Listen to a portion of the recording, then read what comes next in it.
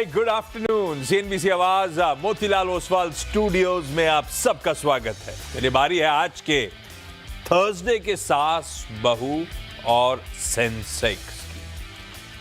पहले जरा हम तक रीच आउट करने के तरीके दिखा देता हूं। एक तो ये इसको बड़ी स्क्रीन लेकर आइए, इसे पीछे दिखेगा नहीं। ये है व्हाट्सएप नंबर, इस पे इसको सेव कर लीजिए हमेशा, और जब मन करे अपने सवाल पूछ दिया करिए। हम और आपकी जल्द मुलाकात तो हो ही जाएगी। प्लेट फ्लिप करिएगा, डिटेल्ड क्वेरी के लिए वो ईमेल आईडी भी स्क्रीन पर आ जाएगा। और अगर इन सब से भी कन्वीनियंट चीज़ चाहिए तो हैशटैग का इस्तेमाल करके मैसेज पे मैसेज डाल दिया करिए ट्विटर पे।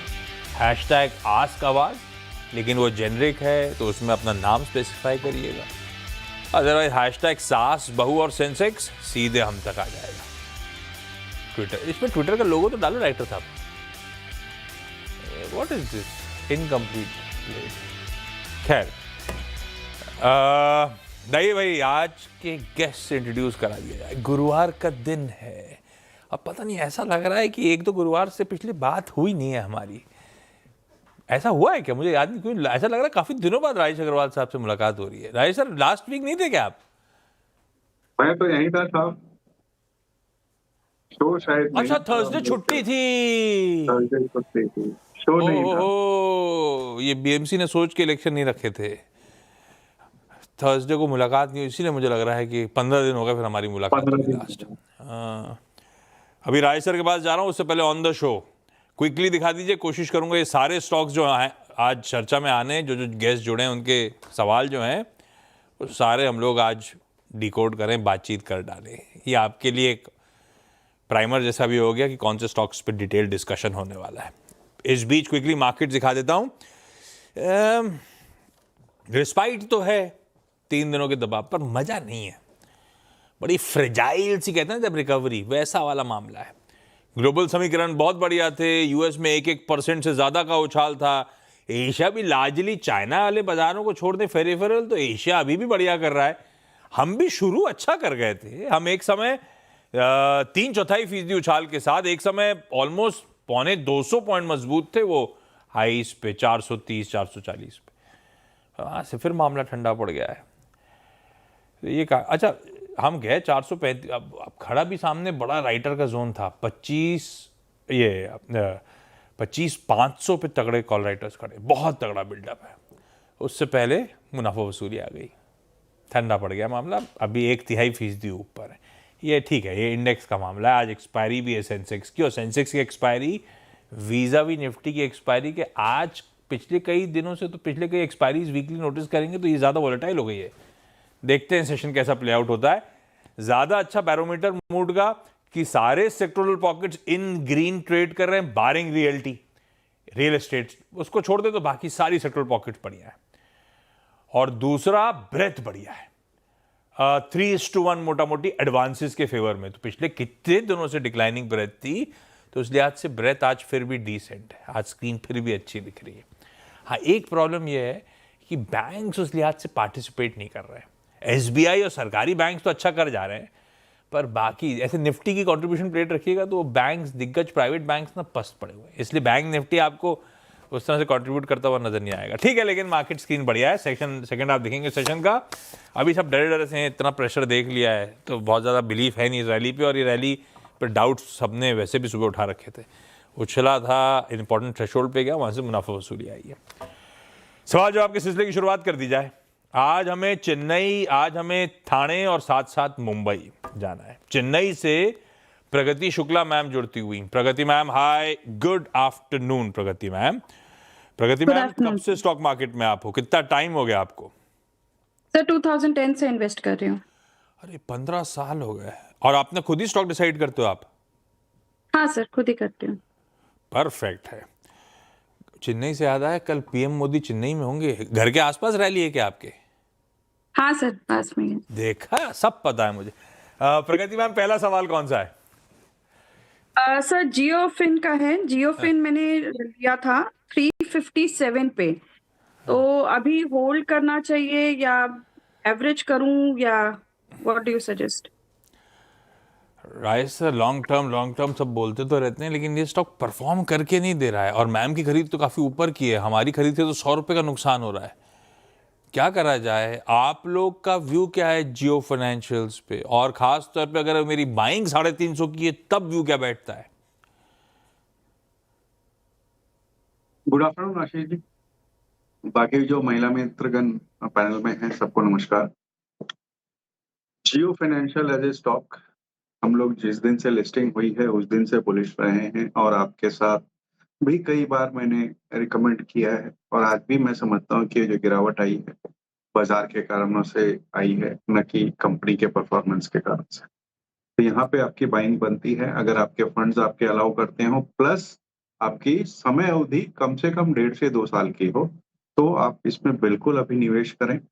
जो है उस पे तो आपको बने रहना है, नए पैसे की तो आपको खुद डिसाइड करना पड़ेगा कि आप लंबी अवधि के लिए लेना चाहती है नहीं, बट ऐड कर सकते। कंपनी की परफॉर्मेंस लास्ट 2-3 तिमाहियों से जो भी नतीजे आ रहे हैं आपने देखे होंगे, बेहतर होते जा रहे हैं।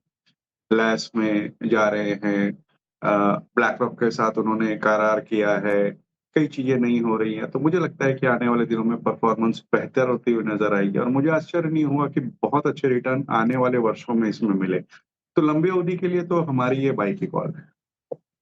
परफेक्ट है मैम, होल्ड है, लॉन्ग टर्म के लिए एक अट्रैक्टिव होल्ड है। मार्केट कारणों से गिरा होगा तो गिरा है, और अगर राजेश सर की सुने माने तो शायद इन लेवल्स पे तो एडिशनल डिप्लॉय करने वाला मामला है, वो फिर आपका पर्सनल आपका इंडिपेंडेंट कॉल होगा। फिर जियो फाइनेंशियल की चर्चा होगी तो एक बात ध्यान रखिएगा, इस चैनल के प्रमोटर्स और जियो फाइनेंशियल के प्रमोटर्स सेम है, तो आप लोग इंडिपेंडेंट फाइनेंशियल एडवाइजर से प्लीज़ कंसल्ट करते चलिएगा।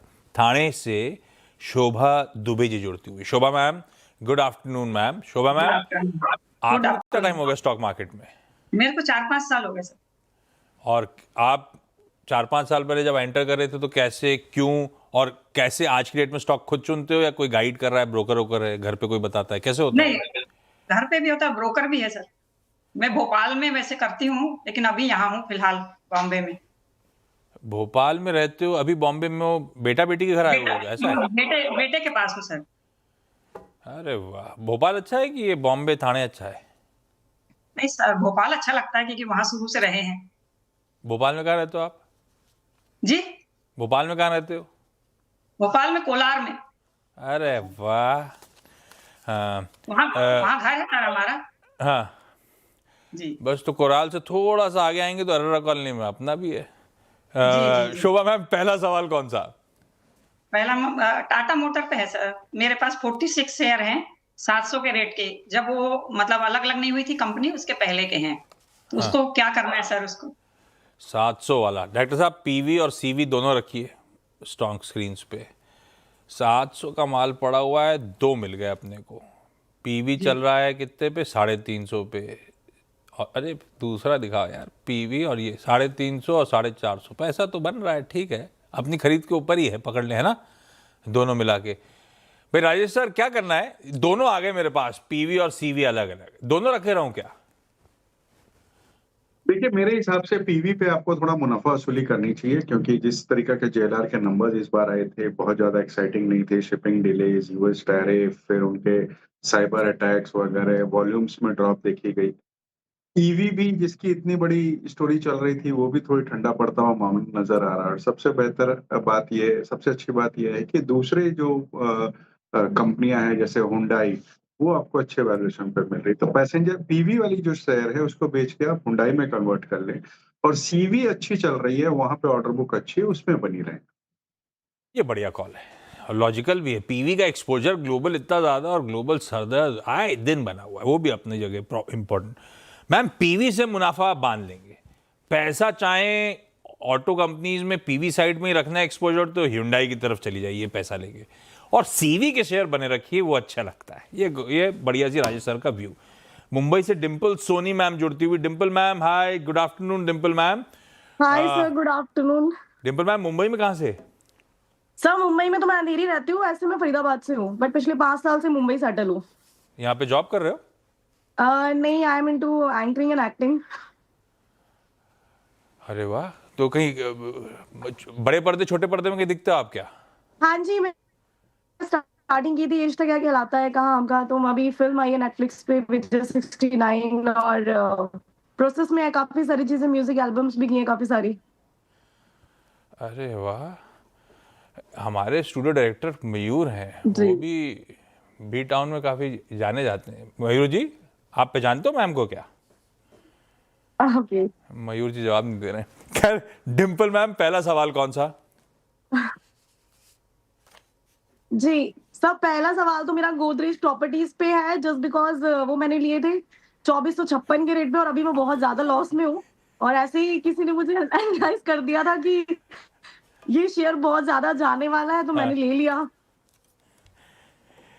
मयूर जी कहना, हाँ देखा देखा सा लग रहा है, झूठ बोल रहे हैं, मुझे पता है वैसे। लाइए भाई, गोदरेज प्रॉपर्टीज खरीदा हुआ है। राइस सर, डिम्पल मैम का करें क्या? अब इस क्वेरी का 2500 वाला है, 1600 पे चल रहा है, 800-900 रुपए का नुकसान हो रहा है, क्या करना चाहिए? गोदरेज प्रॉपर्टीज से आऊं उससे पहले अगर मुझे पता होता ये मैम आने वाली है, तो आप सबको पता है कि ओटीटी और सिनेमा का मैं कितना बड़ा फैन हूँ, ऑटोग्राफ लेने आ जाता।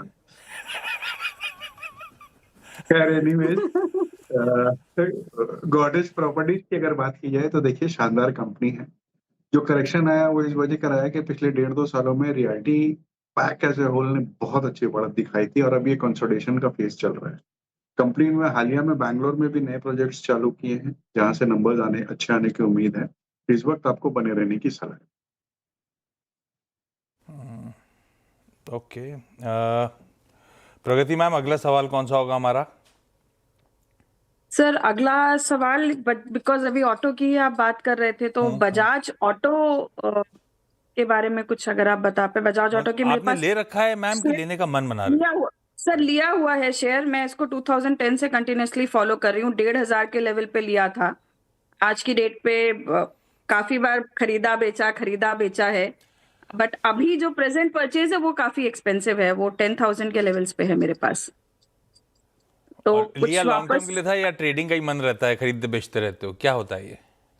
लिया किस सर लॉजिक से लिया बजाज ऑटो? ट्रेडिंग के लिए था, बट समहाउ स्टॉक बहुत अच्छा लगा, तो साल दर साल फॉलो करती रही। कई बार खरीदा बेचा, 12,000 13,000 के लेवल तक भी बेचा है। हाँ। 7,000 8,000 मतलब खूब खरीदा था, पैसा बट बना के अभी दिया है। इस बार वाली खूब खरीद खूब 10,000 की है, जो फंस गई थोड़ी सी, है ना? हाँ इस बार थोड़ा सा फंस गया राजेश मामला। सर, क्या करना चाहिए बजाज ऑटो में? है दिग्गज स्टॉक, रख लूं क्या, या नुकसान में निकलने का मन बनाऊं? करना क्या है बजाज ऑटो के साथ? उल्टे मैं तो ये कहूंगा कि इसमें भी खरीदारी की सलाह बनती है। परफेक्ट। कंपनी के नंबर्स अच्छे हैं, मंथ ऑन मंथ नंबर अच्छे आए हैं, नए लॉन्चेस अच्छी तरीके से कर रहे हैं, ईवी में बड़ी तरीके से जा रहे हैं, 3 व्हीलर्स अच्छा चल रहा है, न केवल डोमेस्टिक बल्कि इनके जो विदेशों के कारोबार है वो भी बहुत अच्छी तरीके से पकड़ बनी हुई है।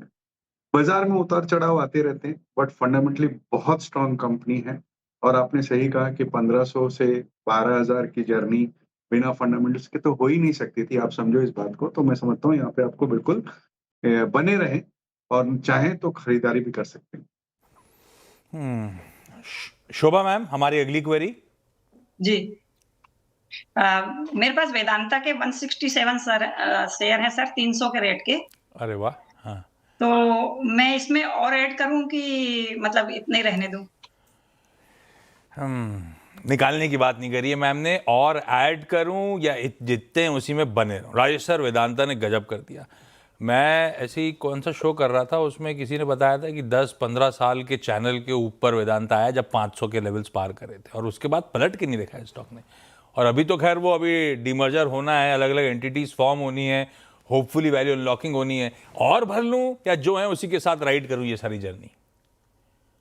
देखिए इस वक्त आशीष जी कमोडिटी की एक साइकिल चल रही है, जहां हमने देखा मेटल्स में एक तरीके से आग लगी हुई है, फिर वो प्रेशियस मेटल्स हो या दूसरे हो, सब में बहुत तेजी बनी हुई है, और उसका फायदा प्राय सारी मेटल कंपनीज को मिल रहा है।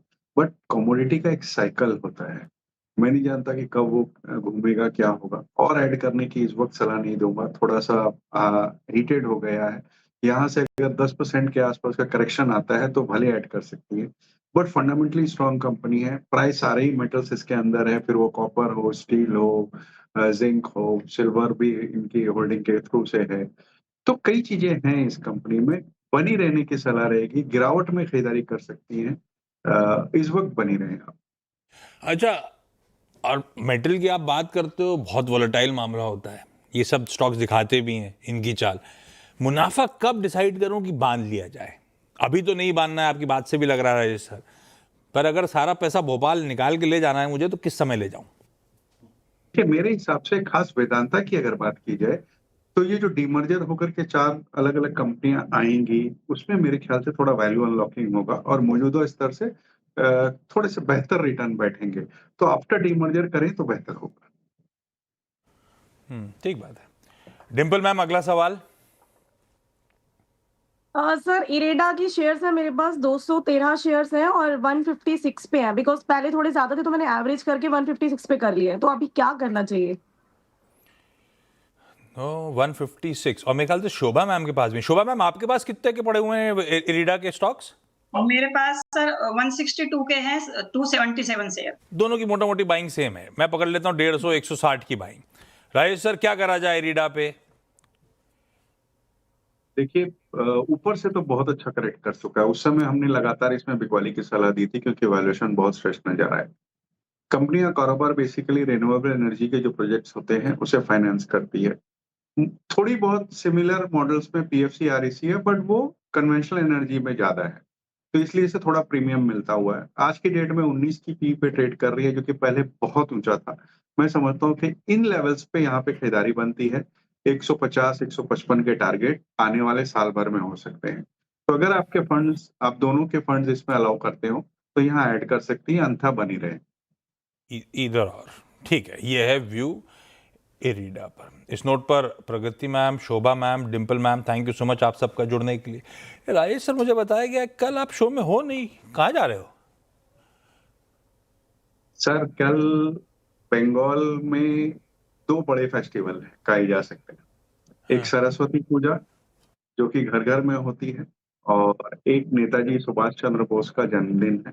तो इस वजह से मोटा मोटी वो रहेगा। मैं अपनी बात करूं तो सरस्वती पूजा है घर पे, तो समय का कुछ अंदाजा नहीं है कि कितनी देर लगेगी नहीं लगेगी, तो ऑन अ सेफर साइड मैंने कहा कि नहीं कर पाऊंगा। चलो, वील मिस यू। मैं सोचा कल कमाई के अड्डा में आपसे मुलाकात होगी। हाँ, कल वैसे नेताजी की बर्थडे और कल हमारा पराक्रम दिवस है, और सरस्वती पूजा राजेश सर के घर पे। देखना 2 बजे तक फ्री हो जाओ तो आप, क्या पता पूजा हो जाए जल्दी टाइम पे। बिल्कुल, अगर हुआ तो मैं मैसेज कर दूंगा। डन है। चलिए, इस नोट पर आपका भी धन्यवाद। क्विकली छोटा सा ब्रेक के उस पर एक क्विक मार्केट अपडेट।